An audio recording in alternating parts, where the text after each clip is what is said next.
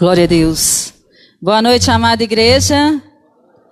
Graça e paz sejam com vocês. Amém? Glória a Deus. Estão felizes com Jesus? Veio dispostos a adorar a Jesus nessa noite? Quem veio disposto, diga aleluia. Você pode dizer, eu vim adorar ao Senhor.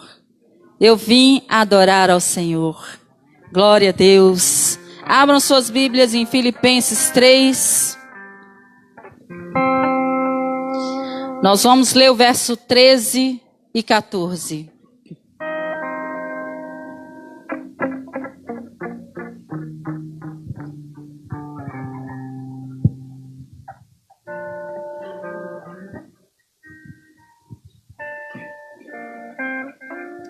Amém? Está escrito assim: irmãos, não pensem que eu mesmo já tenha alcançado, mas uma coisa faço, esquecendo-me das coisas que ficaram para trás e avançando para as que estão adiante, prossigo para o alvo a fim de chegar e ganhar o prêmio do chamado celestial de Deus em Cristo Jesus. Amém? Glória te damos, Jesus.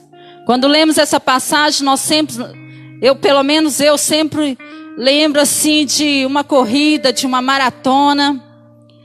E eu sempre tenho um vencedor, mas às vezes tem aquele que não está, que está lá atrás e que às vezes ele chega por último, todo quebrado, né? Nós temos uma imagem dessa de uma moça que estava chegando na final, toda desmaiando, já não aguentando mais, sem forças.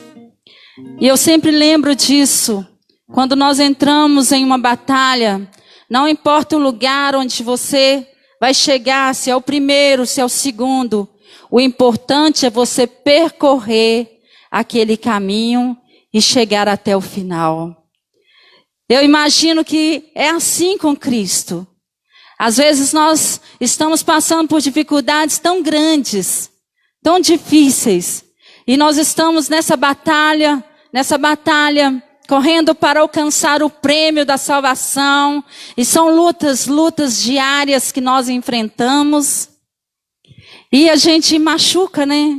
Nós choramos, nós às vezes desesperamos, mas nós estamos no caminho em direção ao nosso alvo, que é Cristo Jesus. Amém? Você é forte, você é corajoso e você vai percorrer este caminho. Não importa as dificuldades, não importa as lutas. Você pode dizer assim, o meu alvo é Cristo.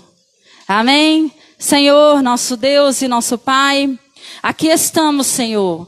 Mais um dia na tua presença, estamos felizes porque estamos nesse momento aqui para adorar ao Senhor e é isso que importa, Senhor. Nesse momento agora nós queremos nos esvaziar de nós mesmos, tirar todas as preocupações, tudo aquilo que nos impede de chegar diante do Senhor.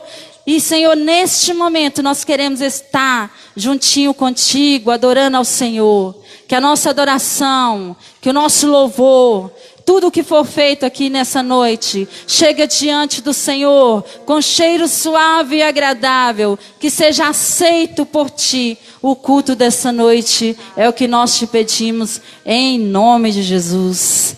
Aleluia, você pode dizer, o meu alvo é Cristo, o meu alvo é Cristo. Aleluia. Alegria.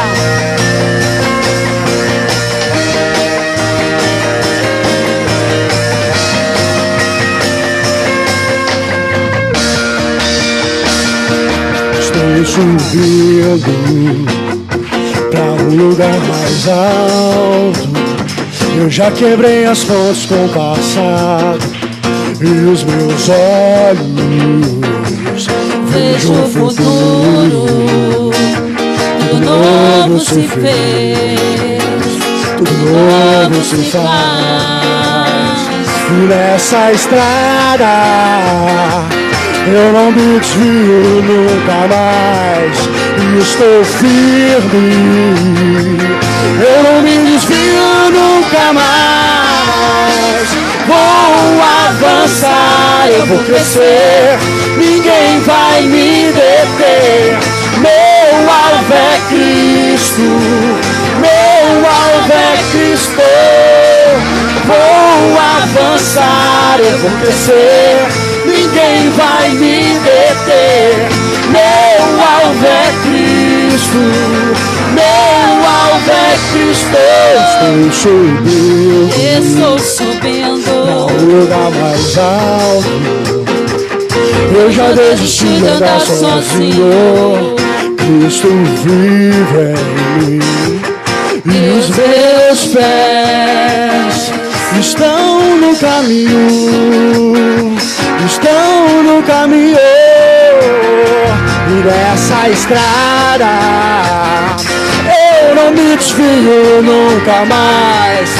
Estou firme, eu não me desvio nunca mais.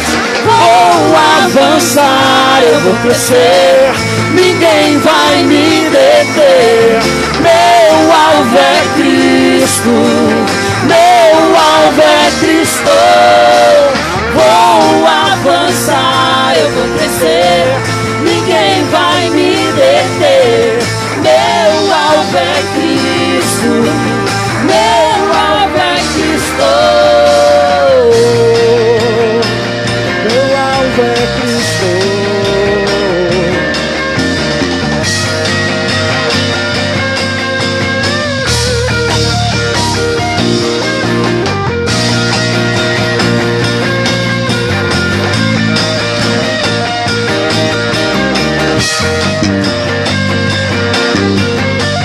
Quero ver a igreja. Vou avançar, crescer, ninguém vai me deter. Meu alvo é Cristo, meu alvo é Cristo. Vou avançar, eu vou crescer, ninguém vai me deter. Meu alvo é Cristo, meu alvo é Cristo. Vou avançar, eu vou crescer, ninguém vai me deter. Meu alvo é Cristo, meu alvo é Cristo. Vou avançar, eu vou crescer. Meu alvo é Cristo, Meu alvo é Cristo.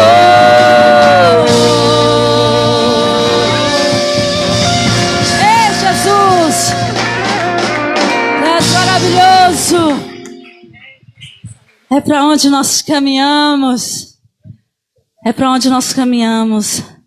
É onde nós encontramos poder. Na cruz de Cristo nós encontramos poder. Aleluia, vamos adorar ao Senhor.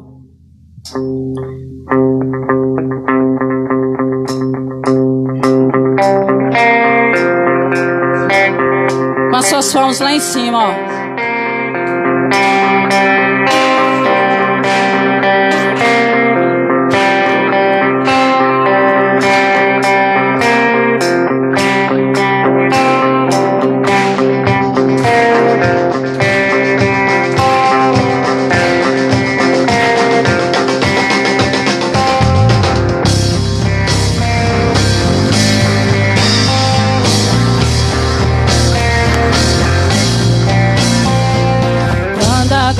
Deste mundo quiser me afastar de ti, Senhor.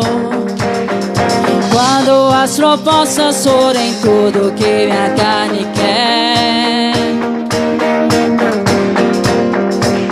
me lembrarei de quem eu sou. Sou salvo em ti, Jesus.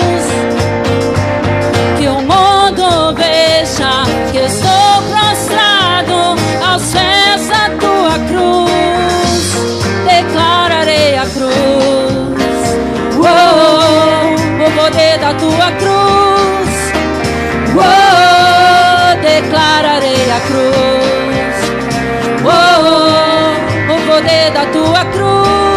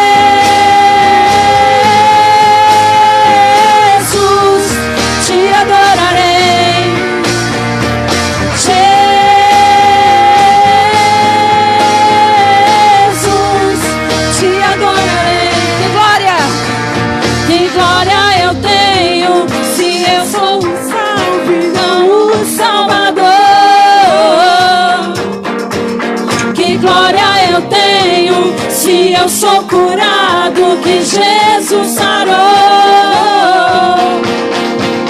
Que glória eu mereço, se eu sou intérprete, Cristo é o autor.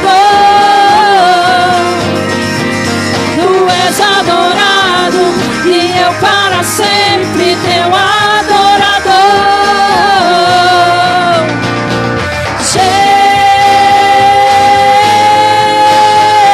Jesus, te adorarei. Jesus, te adorarei.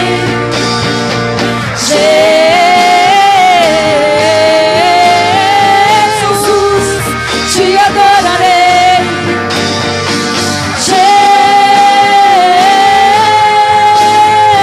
Jesus, te adorarei. Eu te adorarei.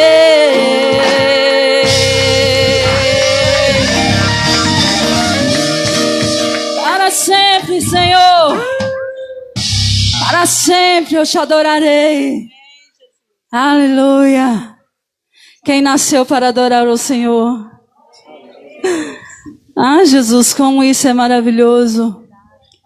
Como isso é maravilhoso poder saber que nascemos para adorar ao Senhor. Você é um profeta de Deus? Ah, mas eu ouvi um amém tão tímido. Você é um profeta de Deus. Então você vai profetizar para a nossa nação. Você vai profetizar através dessa canção e pedir ao Senhor: Senhor, venha curar a nossa nação. Às vezes você só está lembrando do problema em que estamos enfrentando. Já tem quase 2 anos. Mas existem outros problemas. Existem outras batalhas. Existem muitas coisas acontecendo. Nós podemos ver tanta depressão, tantos lares destruídos, tantas contendas, tantos desempregos, tanta deslealdade. Amados, é o que estamos vivendo.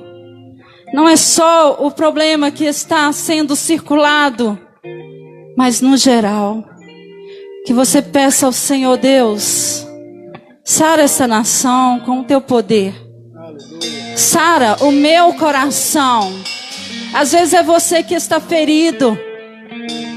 Às vezes Deus está precisando chegar nesse lugarzinho aí, ó, que você tem dito a Ele: aqui, Senhor, aqui o Senhor não entra não. Deixa que isso aqui eu resolvo. Amados, deixa Deus entrar neste quarto. Deixa Ele entrar aí neste quartinho que você reserva somente para você, para as suas lutas, para o seu braço forte. Deixa Jesus entrar neste quartinho. Fala: Jesus, agora, neste momento, Jesus, entra neste quarto. Eu não vou te receber só na sala, mas eu vou te receber em todos os quartos. Peça a Ele para te curar. Em nome de Jesus. Amém?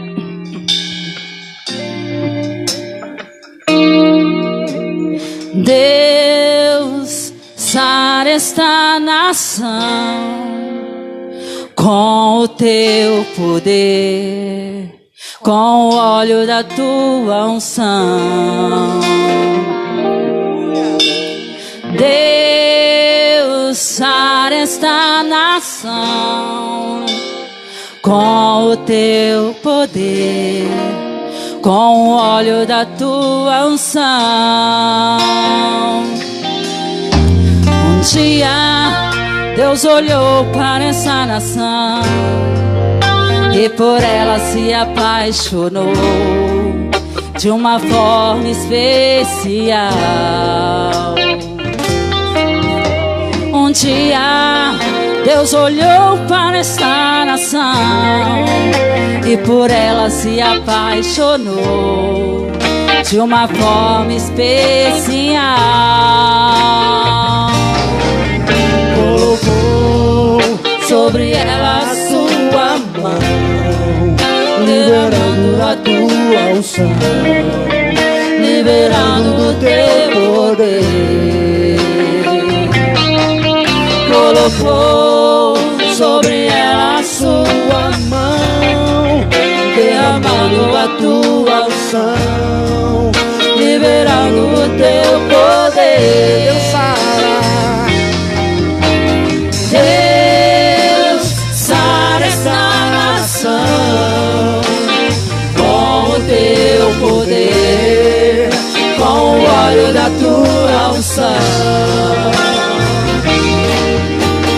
Deus sara esta nação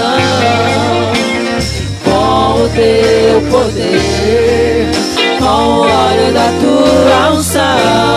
Um dia Deus olhou para esta nação e por ela se apaixonou de uma forma especial. Um dia Deus olhou para esta nação e por ela se apaixonou de uma forma especial. Colocou sobre ela a sua mão, derramando a tua unção, liberando o teu poder. Colocou sobre ela a sua mão, derramando a tua unção, liberando o teu poder. Deus sara, Deus sara esta nação com o teu poder, com o óleo da tua unção.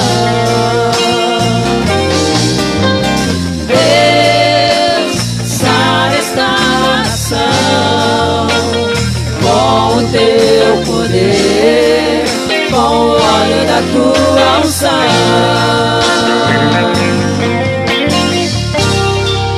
com o óleo da tua unção. Deus sara esta nação com o óleo da tua unção. Deus sara esta nação com o óleo da tua unção.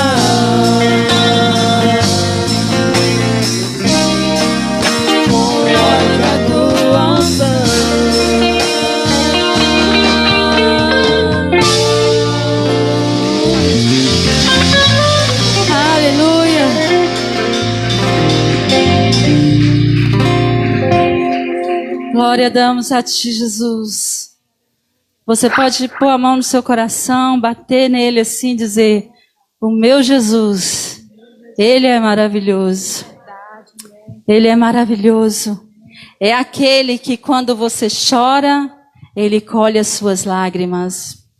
Essa canção ela diz assim: meu Jesus maravilhoso és, minha inspiração a prosseguir.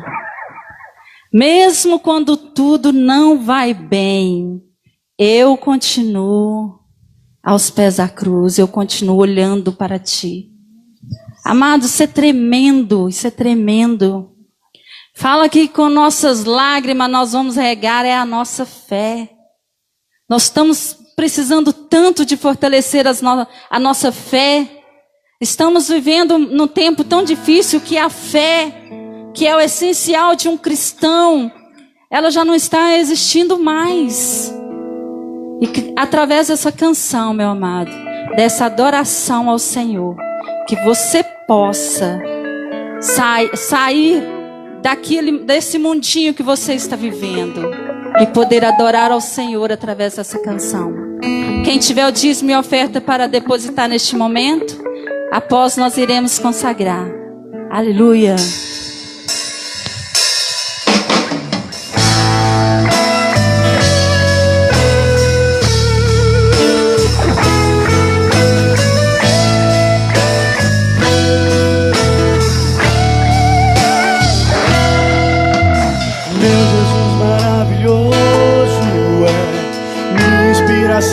A prosseguir, mesmo eu continuo olhando para ti, pois sei que tu tens o melhor pra mim. Há um segredo no teu coração, oh, dai-me forças pra continuar, guardando a promessa em oração. Firme, ó Deus, está o meu coração, firme nas promessas do Senhor. Eu continuo olhando para ti, e assim eu sei que posso prosseguir. E mesmo quando eu chorar, as minhas lágrimas serão para regar a minha fé e consolar meu coração. Pois os que choram aos pés da cruz, clamando em nome de Jesus, alcançará de ti, Senhor, misericórdia, graça e luz.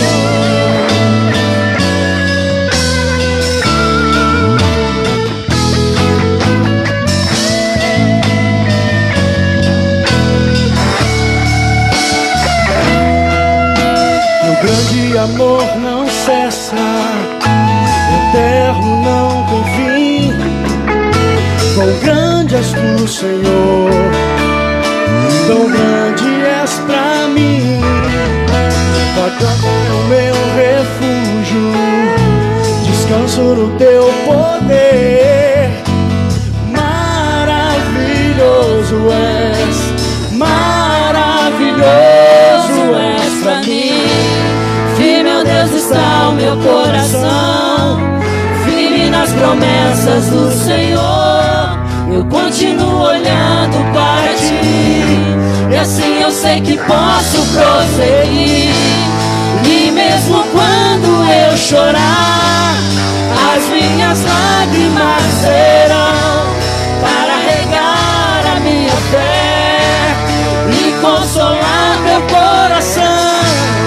Pois os que choram aos pés da cruz, clamando em nome de Jesus, alcançará de ti, Senhor, misericórdia, graça e luz.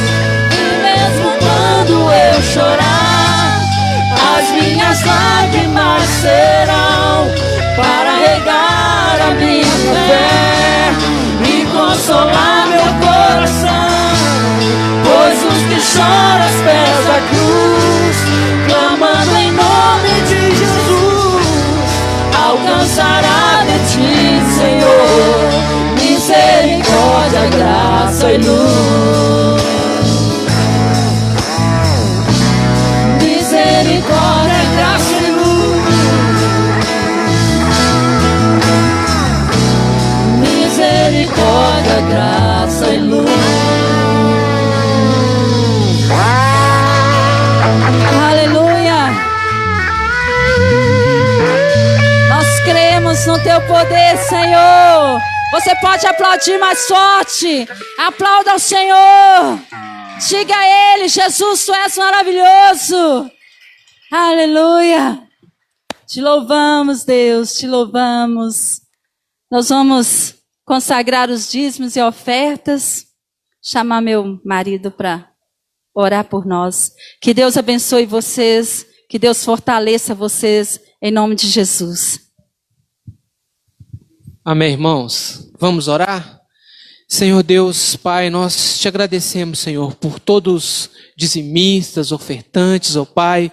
Senhor, abençoa nossa comunidade, Senhor. Nos fortalece no seu amor, na sua misericórdia, Senhor. Que nós possamos continuar caminhando diante de Ti, Pai. Independente de qualquer adversidade, Senhor. Fortalece essa comunidade, abençoa essa comunidade, no nome do Senhor Jesus. Irmãos, lembrando dos donativos, tá? Sempre que os irmãos puderem, trazer para a gente abençoar as famílias, amém?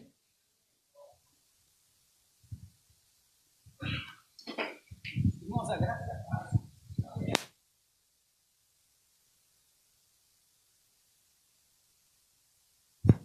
Não funciona, não? Irmãos, a graça e a paz. Mais uma descoberta, microfone desligado não funciona. Eu queria te convidar para abrir a palavra de Deus um salmo pouco conhecido, Salmo 128. É um salmo pouco conhecido, né? Salmo 128. Graças a Deus. Deus é bom em todo o tempo, né? A misericórdia dele é infindável, infinita. Você tem provado a misericórdia dele? O simples fato de estarmos respirando já é prova disso. Salmo 128, todos encontraram? Diz assim: como é feliz ou bem-aventurado, né? Quem teme ao Senhor, quem anda em seus caminhos. Você comerá do fruto do seu trabalho e será feliz e próspero. Sua mulher será como videira frutífera em sua casa, seus filhos serão como brotos de oliveira ao redor da sua mesa. Assim será abençoado o homem que teme ao Senhor. Que o Senhor o abençoe desde Sião, para que você veja a prosperidade de Jerusalém todos os dias da sua vida, e veja os filhos de teus filhos, haja paz em Israel. Amém? Podeis assentar, por favor. E eu queria te pedir, por gentileza, muito agradecido, irmão, obrigado mesmo, que você mantivesse a sua Bíblia próxima aí. A gente vai puxar várias referências. Esse mês nós temos abordado a questão da família, algo novo na família, algo novo na relação familiar. E é algo que, quem não busca algo novo na família? Mas hoje em dia, se a gente for analisar as circunstâncias e o contexto que a gente tem vivido, está tão raro esse algo novo na família, tem sido algo tão raro. Eu falo isso com pesar, com tristeza, porque a gente vai ver isso aqui hoje, mais uma vez, que a família, ela nasceu no coração de Deus. Parece um jargão, parece uma frase ensaiada, mas a gente precisa se voltar para essas frases e buscar a essência delas. Às vezes essas frases elas vão ficando tão comum na nossa boca, no nosso cotidiano, que a gente esquece de verificar o significado dela, o óbvio. Reavivamento, avivamento é isso, é o retorno ao óbvio. E família verdadeiramente nasceu no coração de Deus. Esse mês a gente está falando sobre algo novo na família. E aí eu queria que você pensasse aí com você mesmo, você tem vivido algo novo na família? Tem sido algo bom? Ou tem sido algo novo que tem te entristecido? É uma reflexão que a gente precisa fazer. Será que está bom do jeito que está? Será que eu não preciso de uma intervenção de Deus na minha vida? Será que está tudo certinho? A ideia do tema, a proposta dessas pregações, é que a gente possa fazer essa avaliação. Olhar a nossa relação com a família, conosco mesmo em relação à família. E a minha proposta nessa noite, eu queria que você fechasse os seus olhos, queria que você orasse comigo para que a gente possa dar sequência. Jesus Cristo, algo novo na família. É tudo que precisamos. Eu preciso, nós precisamos. A nossa tendência muitas vezes, Jesus Cristo, é cair no cotidiano, na mesmice, e as coisas que são comuns às vezes, Senhor, deixa de trazer alegria para a gente. Mas nessa noite nós queremos pedir ao Senhor um renovo. Queremos pedir ao Senhor que nos tire da mesmice, que nos ensine, Pai, a verdadeiramente entender que a família nasceu no teu coração. Que família não é um projeto humano, que família não é uma instituição falida, mas que família é uma bênção do Senhor para as nossas vidas. Que nessa noite o Senhor venha quebrar os nossos corações. Todo o tabu, todo o cansaço, toda a fadiga. Quantas pessoas fadigadas, pessoas que estão a ponto de jogar tudo para o alto e desistir, porque não aguenta mais o fardo da relação familiar, seja cônjuge, seja filho. Mas nessa noite nós queremos implorar o Senhor para que o Senhor venha renovar as nossas forças. Que o Senhor venha quebrar, ó Pai, todas as barreiras, para que o Senhor venha desatar, desamarrar, Pai, tudo aquilo que impede de nós crescermos dentro da relação familiar. E que a Tua palavra, Deus, seja um martelo que venha esmiuçar, venha quebrar todas as barreiras do nosso coração.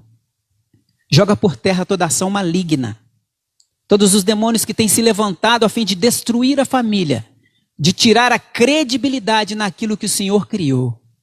E abre os nossos olhos, Pai, para vivermos o nosso casamento de conformidade com a Tua palavra. Para vivermos a nossa relação de filho de conformidade com a Tua palavra. Em nome de Jesus oramos agradecidos, ó Pai. Amém. Irmãos, esse texto é um texto bastante conhecido porque ele vai falar da família. Mas se nós pegarmos o enunciado desse texto, a primeira frase, o primeiro versículo desse texto, nós veremos que ele fala que mais do que feliz, bem-aventurado, é o homem que tem uma família, não é isso? Não. Não. Bem-aventurado é o homem que tem uma família, não é isso? Olha o texto. Bem-aventurado é o homem que teme ao Senhor. Então, o primeiro princípio para essa felicidade, o primeiro princípio, o princípio básico para qualquer relacionamento, o princípio básico para uma vida saudável, o princípio básico para o sucesso aos olhos de Deus é o temor de Deus. As nossas habilidades, a minha habilidade, Leno, as minhas qualidades, Leno, enquanto marido, são insuficientes para bancar o meu casamento. Vocês acham que eu estou casado há 24 anos porque eu sou um cara bom? De jeito nenhum. Vocês acham que a minha esposa, a Jaqueline, está comigo há 24 anos, juntando os namoros, vai lá para os 26? É porque ela tem muitas qualidades? E ela sustenta as qualidades dela? Não. Porque todos nós somos falhos. Todos nós temos limitações, todos nós temos dificuldades. Todos nós somos limitados. Paulo vai dizer isso lá em Romanos, capítulo 3, verso 23. Todos pecaram. A nossa condição em todas as relações, seja ela familiares, o que for, na sociedade, é com base nas nossas limitações mesmo. Somos limitados. Mas a palavra de Deus diz que o homem que teme ao Senhor, ele alcança sucesso nas suas relações. Então esse salmo, por mais que ele fale da família, por mais que ele descreva uma estrutura familiar, o foco dele, o propósito dele é falar para você nessa noite o seguinte, que o seu sucesso, e quando eu falo de sucesso é aos olhos de Deus, depende do temor que você devota a Deus. As suas qualidades ajudam? Lógico. As suas qualidades devem estar presentes na relação? Lógico. Mas se Deus não edificar a casa, em vão trabalham os que edificam. Um rostinho bonito não sustenta uma relação.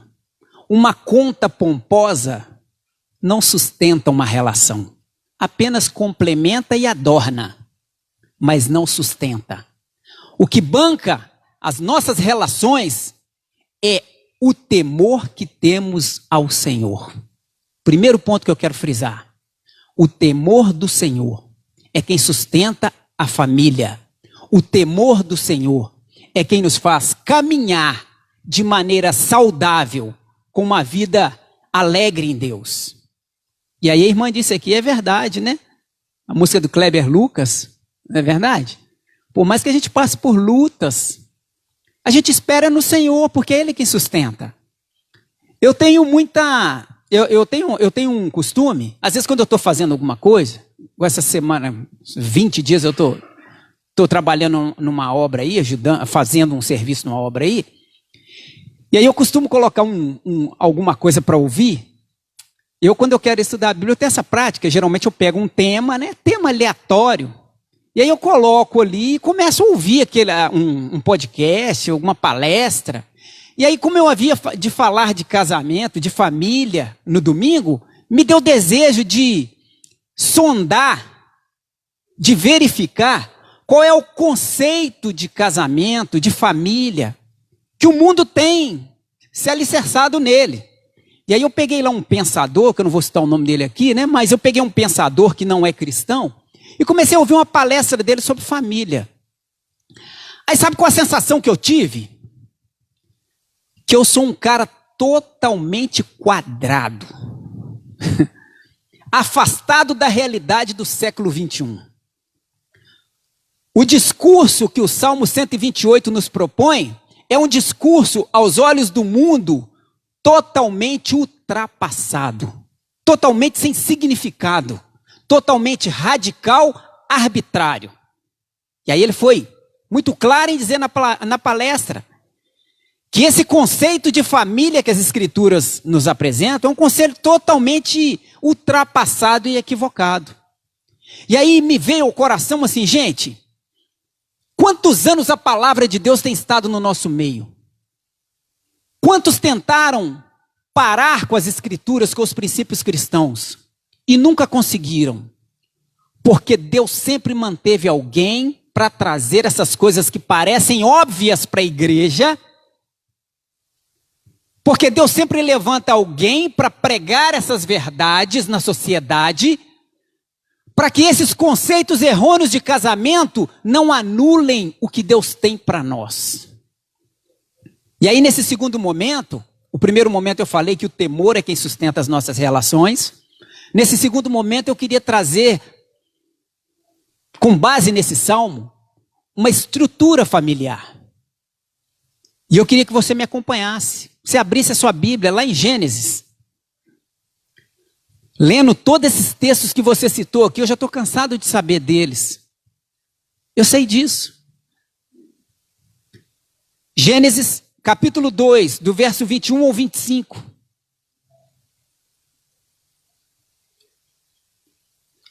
Gênesis capítulo 2, do verso 21 ao 25. No primeiro momento eu disse que nenhuma relação é sustentada pelas qualidades humanas. Quem sustenta as relações é o temor que devotamos a Deus. No segundo momento, com base em Gênesis, no capítulo 2, do verso 21 ao 25, nós veremos que o temor a Deus se manifesta em práticas. Olha para mim, por gentileza. Leno, tudo bem, você disse para nós que o que sustenta o meu casamento é o temor a Deus. Ótimo. Mas e aí, o que eu faço? Eu tenho que estar na igreja todos os dias? Eu tenho que ler a Bíblia todos os dias? Eu tenho que jejuar 40 dias? Eu quero te dizer que temer a Deus é colocar em prática o propósito dele para a sua vida. Ação, prática, cotidiano. Eu não posso dizer que temo a Deus quando ele diz para mim A e eu faço B. Eu não posso dizer que eu temo a Deus quando ele diz para mim não vá e eu vou. Eu não posso dizer que eu temo a Deus quando ele diz para mim fica e eu vou. Temor de Deus se resume em ação com base no que Deus tem para mim. Eu vou repetir, para que a gente possa colocar isso em prática. Temor de Deus significa viver a palavra de Deus, ação, o tempo todo. E no casamento não é diferente. Quando eu vou para a relação, quando eu olho o Salmo 128, ele fala de um homem, fala de uma mulher, e ele fala de filhos. Ele fala de uma família que se inicia com um homem, que se inicia com uma mulher e que produz filhos. Ele não fala de uma família que se inicia com um homem e com filhos. Ele não fala para mim de uma família que se inicia com uma mulher, com outra mulher e com filhos. Ele não fala de uma relação que começa com uma mulher, com um homem, com dois homens, com três homens, como tem sido difundido no nosso meio e está chegando já chegou no Brasil, a poligamia. Poligamia. Homens que têm 2, 3 mulheres. E aí essa palestra que eu ouvi, uma das defesas deles é que o amor não é esse amor que a Bíblia prega, um amor até que a morte o separe, mas é um amor que você pode estar com quem você se sente bem. E se para você se sentir bem você tiver que ter 2, 3 esposas, que assim seja, porque o que importa é a sua satisfação. Isso não é modelo de família. E aí quando eu digo assim, Gênesis 2, poxa, esse texto eu já cansei de ouvir. O mundo está jogando esse texto no lixo. O mundo está tirando a credibilidade desse texto. Por isso que, por mais que nós conheçamos, nós precisamos a cada dia, a cada manhã, viver a essência dessa palavra. Porque é ela que há de firmar nos corações desses incrédulos que só existe esse caminho, esse propósito de Deus para o casamento. E aí o texto começa dizendo assim: então o Senhor Deus fez ao homem cair em profundo sono, e enquanto este dormia, tirou-lhe uma das costelas, fechando o lugar com carne. 22. Com a costela que havia tirado do homem, o Senhor Deus fez uma mulher e a trouxe a ele. 23.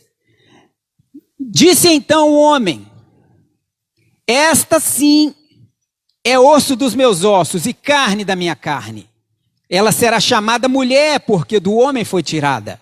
Por esta razão o homem deixará pai e mãe, e se unirá à sua mulher, e eles se tornarão uma só carne. O homem e sua mulher viviam nus e não sentiam vergonha. Eu queria trabalhar primeiro com os casais, os cônjuges, e depois com os filhos. E aí eu encerro. Primeiro momento nós falamos que o que sustenta o relacionamento é o temor de Deus. Segundo momento nós vimos uma estrutura de casamento bíblica, que é um homem e uma mulher e filhos. E agora eu queria trabalhar alguns princípios para os casais e depois alguns princípios para os filhos e até para os pais. E aí eu encerro, ok? Primeira coisa com base nesse texto que nós precisamos olhar. O casal precisa se ver um no outro. Verso 23. Olha na sua Bíblia aí. O casal precisa se ver um no outro. Disse então o homem: esta sim é osso dos meus ossos e carne da minha carne. Ela será chamada mulher, porque do homem foi tirada. Primeiro ponto que eu queria frisar. Nós, cônjuges, precisamos entender qual é a nossa relação. Eu, Leno, Jaqueline, como eu devo olhar para ela? Não como Jaqueline versus Leno. Jaqueline e Leno. Coloca o seu nome e o nome do seu cônjuge. Fulano e Beltrano. Não fulano versus Beltrano. Quando eu entendo que essa que está do meu lado é carne da minha carne, é osso dos meus ossos, e que Deus a tirou de mim e colocou junto a mim para viver uma vida sendo nós dois um, eu jogo por terra a ideia de rivalidade, de competição.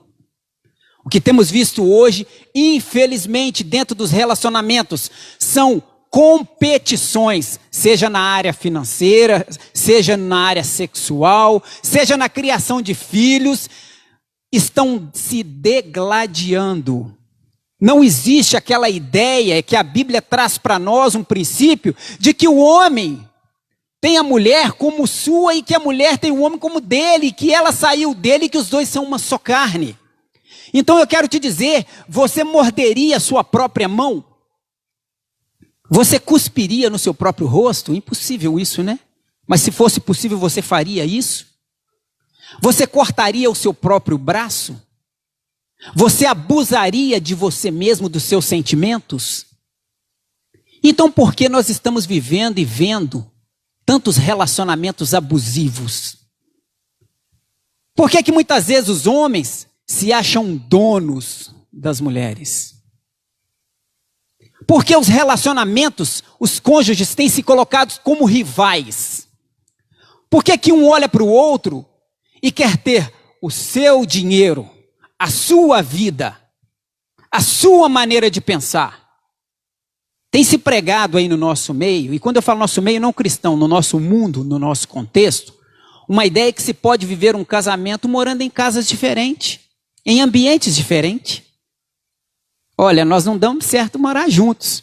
Vamos fazer o seguinte, você mora na sua casa, eu moro na minha, a gente tem uma relação, esse tem de casamento é besteira, o importante é que a gente se ama e que a gente está bem, e aí aquela coisa vai desandando. Lembra do que eu disse no início? Bem-aventurado o homem que teme ao Senhor. Lembra que eu disse ainda no início? Temer a Deus é viver a palavra de Deus. E a palavra de Deus diz que quando eu olho para o meu cônjuge, quando eu olho para minha esposa, eu olho para o meu esposo, eu tenho que me ver nela. Eu tenho que me ver nele. Somos um, não somos dois morando na mesma casa. Tem uma aplicação que é muito antiga, né? Muitos pregadores já usaram, mas eu amo essa aplicação. Unidade e união. União, imagine um saco de batata, todas juntas. Unidade, imagine um purê de batata. Essência, mistura, inteiro, compacto. Existem casais que vivem como se fossem um saco de batata. Apenas estão acumulados em uma casa e não falam a mesma língua e não vivem o mesmo propósito. Tomei banho, viu, irmãos? Não vivem o mesmo propósito. Segundo ponto, dentro desse versículo. Diz assim: o casal precisa ter privacidade. Verso 24. Por essa razão o homem deixará pai e mãe, se unirá à sua mãe e eles se tornarão o quê? Uma só carne. Privacidade. Não dá para todo dia minha sogra estar lá em casa dando pitaco no meu casamento. Não dá. Não dá. Não dá para todo dia eu largar serviço, ir para a casa da minha mãe jantar e ficar lá 2, 3 horas e a minha esposa em casa esperando eu chegar a hora que der. Deixará pai e mãe, unir-se-á a uma mulher, unidade, purê de batata, mesma essência. E os dois serão uma só carne. Os dois, o resto é para depois. Existem cônjuges que permitem interferência de terceiros na relação. Isso não é saudável. Engraçado é que a minha mãe sabe de toda a minha vida, o meu pai sabe de toda a minha vida, a minha irmã sabe tudo que eu vou fazer, o meu irmão sabe tudo que eu vou fazer, a minha esposa é a última a saber. É preciso olhar para a palavra de Deus e entender que para que eu seja bem-aventurado nesse projeto de Deus que é o casamento, que é a família, eu preciso aplicar os princípios do casamento.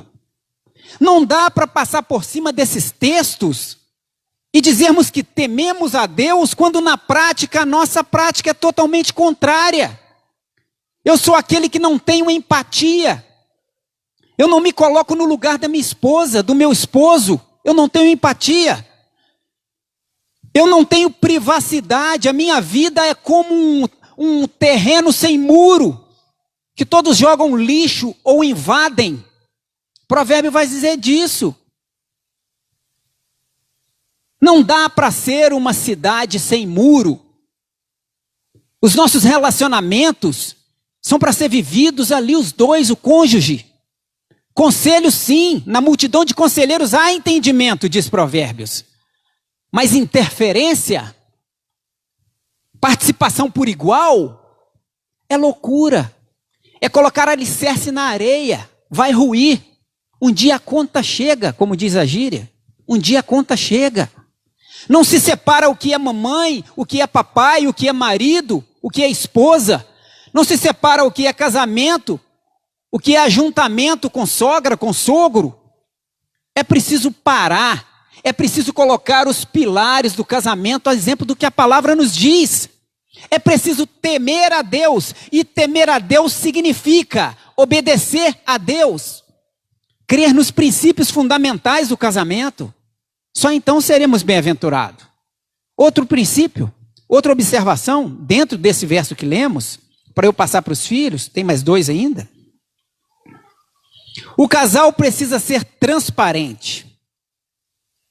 E eu não estou falando de cor, não, porque se fosse eu estava enrolado. O casal precisa ser transparente. Olha o verso 25, irmãos. O homem e sua mulher viviam nus e não sentiam vergonha. O que é transparência? Quem já ouviu falar do TikTok?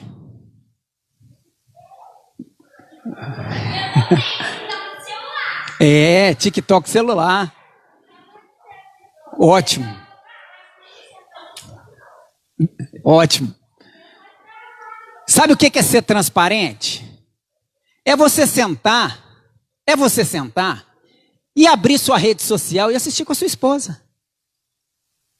É você deixar o celular lá em cima da mesa e a sua esposa precisar de algum dado, um telefone, um contato, e ela ir lá e desbloquear o seu telefone e acessar lá o que ela precisar acessar.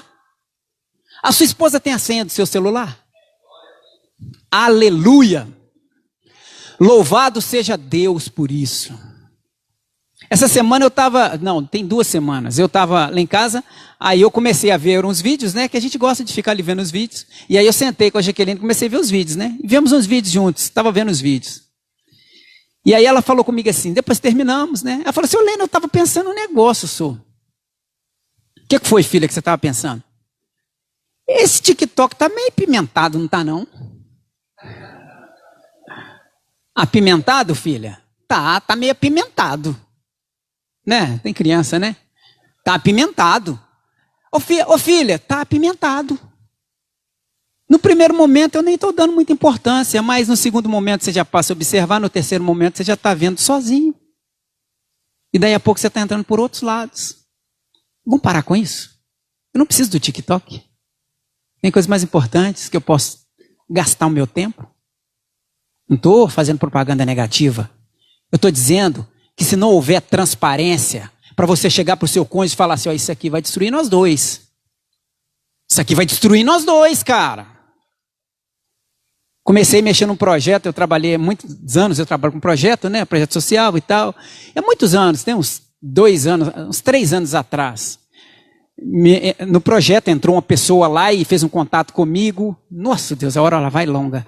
E aí fez um contato comigo e tal, e queria me ajudar, doutora lá no UFMG e tal, e mexe com ONG, não sei o que. Não, vou dar um up nesse projeto seu, e veio de lá para me ajudar no projeto, e chegou aqui e tal, e me ajudou no projeto, e montou um projeto científico, uma coisa maravilhosa. Eu falei, nossa, que coisa boa, agora vai.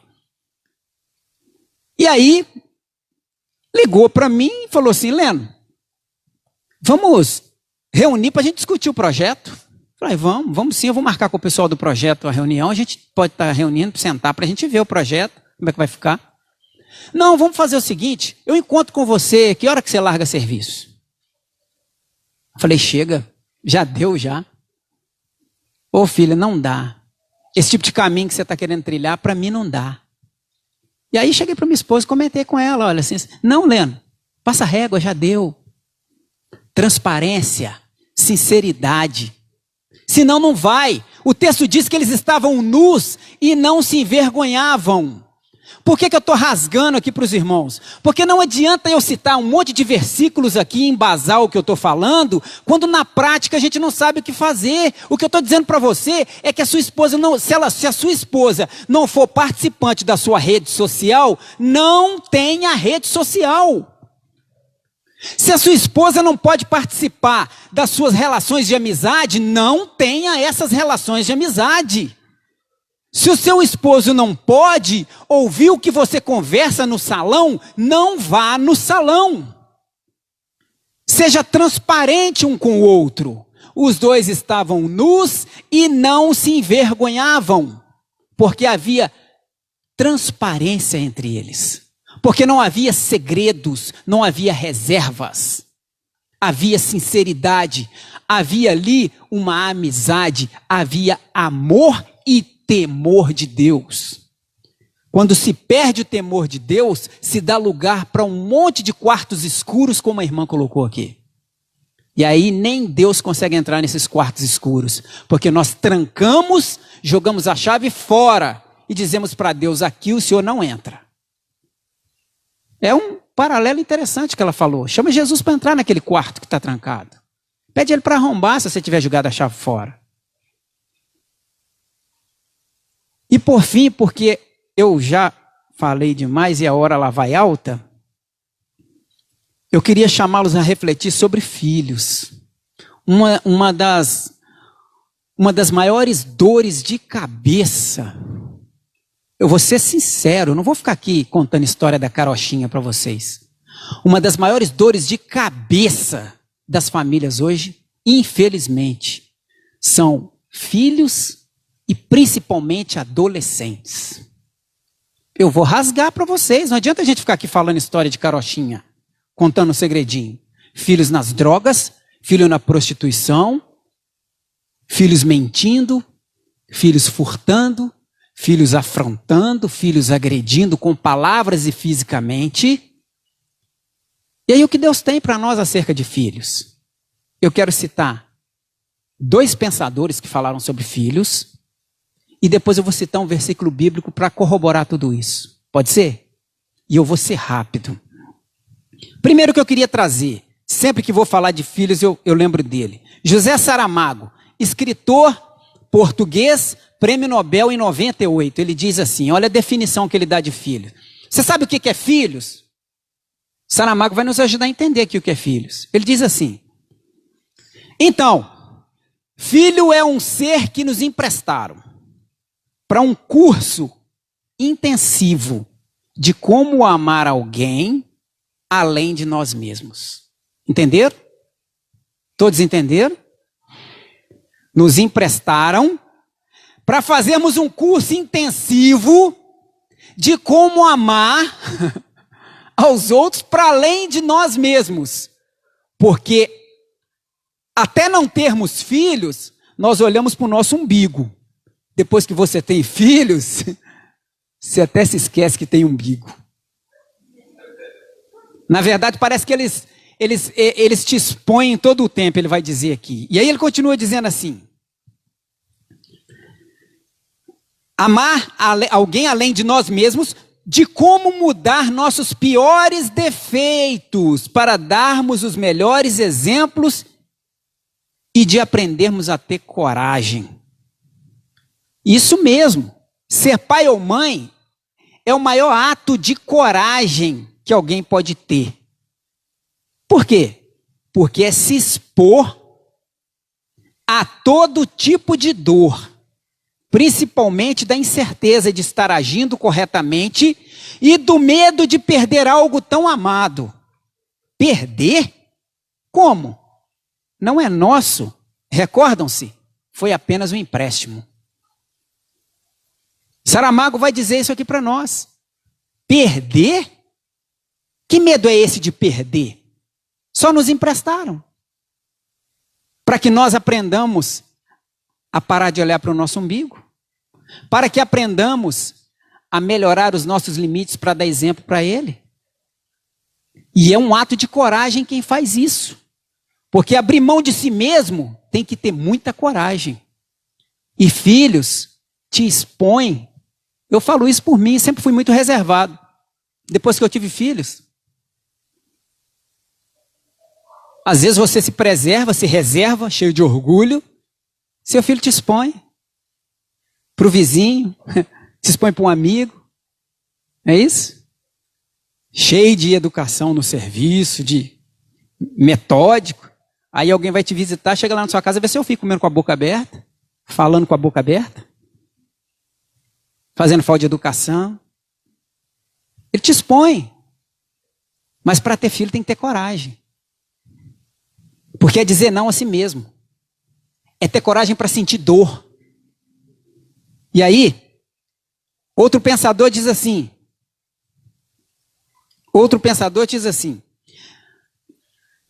o mundo que vamos deixar para nossos filhos depende dos filhos que vamos deixar para esse mundo.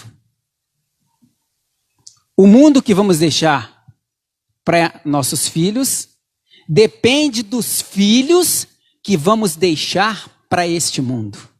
E eu quero te fazer uma pergunta, pai. O que você está deixando para nós?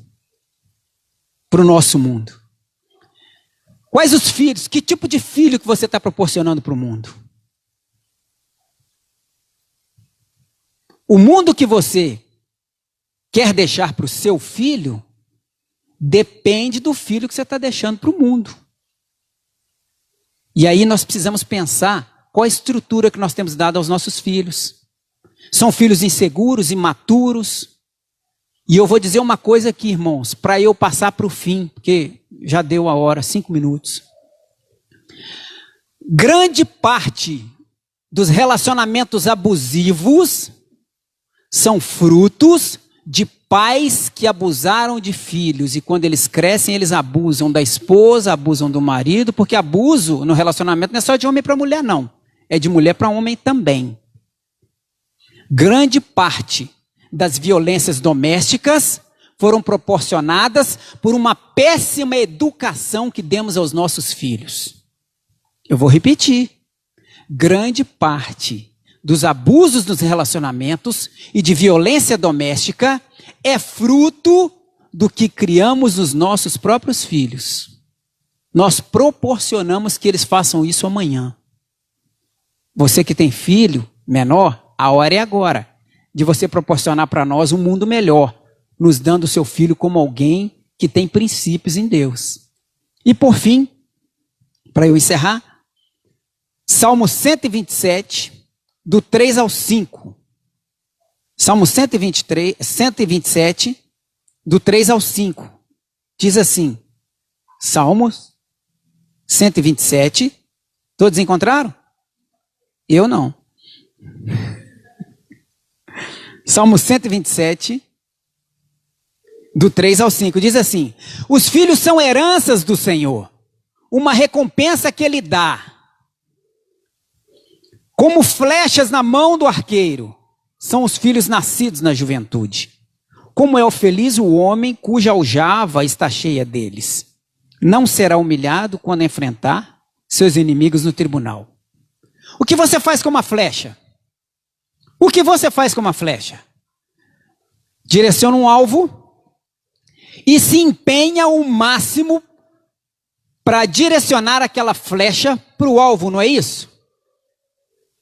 E aí, qual a certeza que você tem de que ele irá até o alvo, que aquela flecha irá até o alvo? Hã? Eu quero te dizer que humanamente falando, no nosso contexto tem sido difícil. Porque você direciona a seta para o alvo, o mundo sopra para a direita, as redes sociais sopram para a esquerda, a escola sopra para baixo, e muitas vezes não depende só da nossa habilidade em lançar essa flecha. Mas eu quero te dar uma boa notícia. Esse mesmo salmo que terminei de ler, Salmo 127, diz lá no início, que é: se não for o Senhor o construtor da casa, será inútil trabalhar na construção. Se não é o Senhor que nos vigia a cidade, será inútil a sentinela montar guarda. O curso dessa flecha, segundo a palavra de Deus, é guiada pelo próprio Deus, quando você tem temor de Deus. Então, por mais que a sua habilidade não te proporcione alcançar o alvo, por mais que a escola, as redes sociais, o mundo sopre o seu filho para fora do alvo, a palavra de Deus diz que se Deus edificar a cidade, ela será edificada. Se Deus guardar a cidade, ela será guardada. A nossa dependência é totalmente do Senhor. Entrega os teus filhos ao Senhor.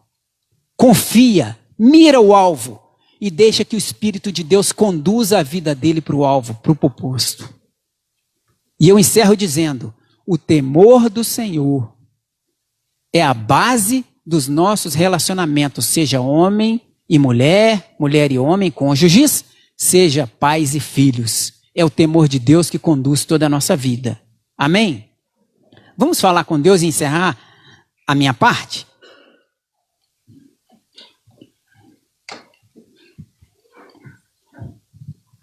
Pastor. Senhor Jesus, queremos agradecer ao Senhor por esse momento. Eu quero pedir ao Senhor por cada família que está aqui nessa noite. Cada um tem suas dificuldades, eu também tenho as minhas, o Senhor sabe disso. Mas Ebenezer, até aqui o Senhor tem me sustentado, tem nos dado graça, o Senhor tem nos conduzido. A minha oração nessa noite é para que o Senhor conduza a tua igreja. Cada família aqui representada, que o teu Espírito Santo possa fortalecer o coração deles. Que o Senhor possa dar sabedoria e entendimento a eles e que eles entendam Jesus Cristo como o Senhor tem me dado em seu coração. Que o único meio de se manter os relacionamentos é temendo ao Senhor. É respeitando o Senhor e seguindo os alicerces que o Senhor colocou para nós. Abençoe a cada um, a cada família e que o Senhor nos dê graça, Pai. Em nome de Jesus. Amém. Opa.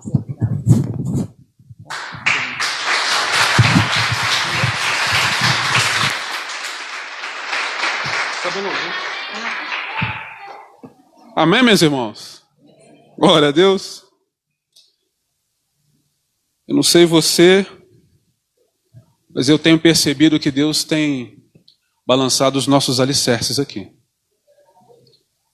Tem nos feito refletir na maneira como somos cristãos no século 21. Ou a maneira como precisamos ser cristãos no século 21.